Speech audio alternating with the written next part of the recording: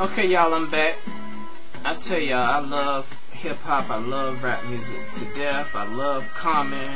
I love all these artists. I even love Kanye West music. But man, sometimes there's nothing like listening to some music that came back from the 80s and, you know, all that good stuff. I don't know, for some reason it relaxes me. That's why I wanted to apply some of these slow jams to my meditation when I know I should be using New Age music. But what I'm basically doing is I'm trying to get y'all used to how to meditate, how to relax. You know, anything that's going to make you laugh, and then have the music to listen to kind of help you relax. That's what you want. You don't want to be tense when you do a meditation. And I'm giving you some tools to work with. But going back to being centered, you know, you're less emotional and you can focus more. And when you constantly filling your body up with toxic waste like alcohol and weed and then drugs, and you know, I'm not saying that you can't do those things. I mean, every now and then when I get with some of my homeboys, I drink. Because I'm more of a social drinker. You know, there's a difference between being a social drinker and an alcoholic. Now, when I was depressed, that's when I was an alcoholic. But now that I am not depressed no more, I might drink on occasions. You know, and being depressed and drinking takes the fun out of everything. And we both know why people drink all the time, besides just being social drinkers, because they don't know how to handle their problems, their situations, and so they're out of their bodies. Because anytime you need alcohol to replace a part of you, you're out of your body and you need to get back in. And it involves being in the center of your head where you're less emotional and at the same time being grounded. But at the same time, I must overemphasize that not only do you need to do the grounding and being in the center of your head, but you also got to be serious about applying those exercises that I was showing y'all earlier with the quantum physics, where you write down everything that affected you. Like when you close your eyes and you see these images in your mind or in your brain about stuff in the past, instead of turning them down, ask you, how does this negative impact of this thought that happened to me in the past, how does it relate to me now? Is it holding me back? And watch what images. You would be surprised. You guys would be so surprised what type of images will pop in your mind, and investigate. You know, pull the piece together. Okay, show me another image. Why am I seeing this image? Okay, I want this next image to show me another image. I want this next image to show me another image. You keep brainstorming when you see it, and then once you see it, then write it on a piece of paper. And instead of not only brainstorming it in your mind, now you're going to brainstorm it on a piece of paper to see why is this, you know, these images keep coming up. And when you find the root word of it, and it might come in the form of a picture, symbol, or color, I'm not sure, or you know, whatever the case may be, that's what you're going to see. And once you learn on a psychological level and a mental and emotional level what was affecting you in your life, you could change it.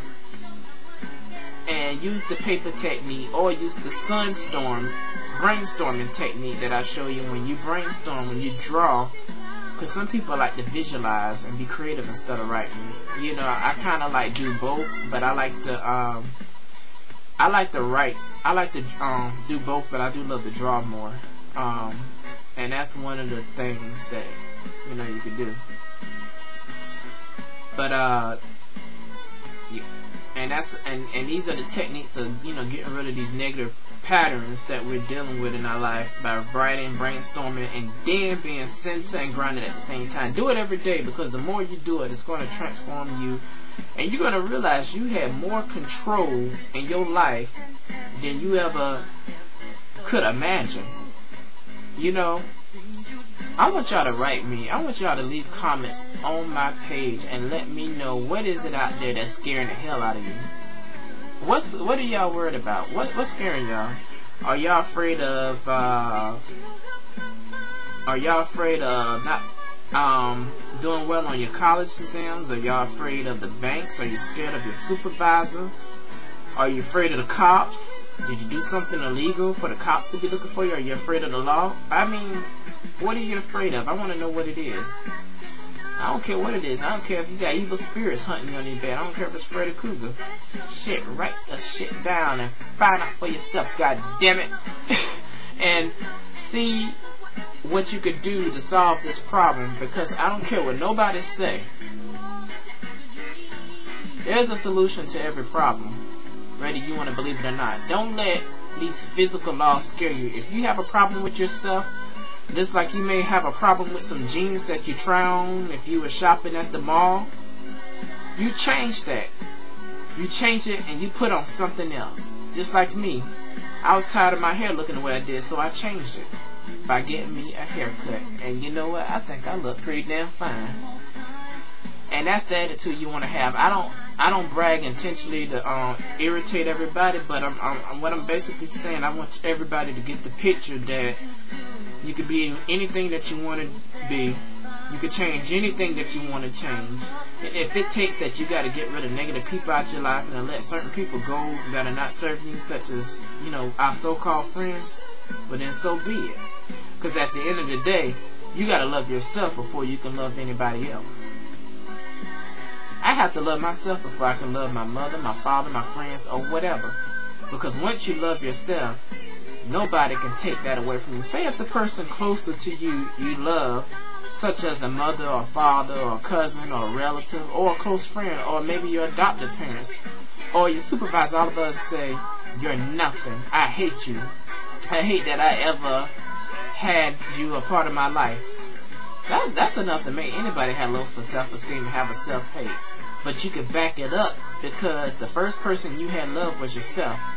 Not saying that you have to be big-headed about it, but love yourself, because you just don't know what direction you might turn in life, and you have to really love yourself. Love yourself and treat yourself the way you want to be treated by other people, because eventually that higher level of consciousness that we call God or Creator or whatever is going to attract those people in your life. So do it. And don't doubt yourself, and don't second question yourself. Just go with the flow, because that's what you want. This is your boy WW Mario G. Thanks for tuning in on my show. I love y'all sexy asses out there. Take care. Goodbye.